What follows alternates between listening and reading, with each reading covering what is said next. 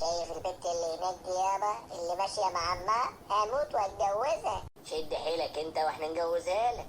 ازاي بس يابا؟ ضمها طالبة فيها مهر 100,000 جنيه وانا معيش الا 30. هي امها الجامدة اللي معاها دي؟ ايوه يابا. ما تشغلش بالك يا واد، هجوزها لك. يابا انت بتهرج، بقولك طالبة 100,000 جنيه ومعيش الا 30,000. سهلة واختها مش مستاهلة يا تعالى ورايا وما تشغلش بالك. لما نشوف. بصي بقى يا ست الكل، انا جاي اعرض عليك النهارده عرض ومش عايزك تقاطعيني للاخر. اتفضل.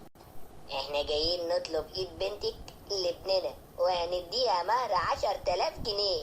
ايه؟ انا بنتي ما يدفع لهاش اقل من 100,000 جنيه مهر. دي الجوازة باظت يابا، مش بقولك؟ يا جدعان ما انا بقول لكم محدش يقاطعني الا لما اخلص.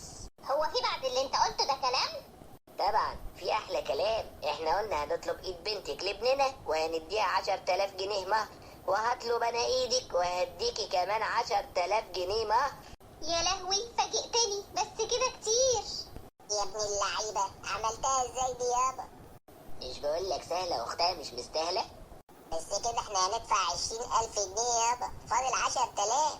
دول هنبقى نسكت بيهم امك يا.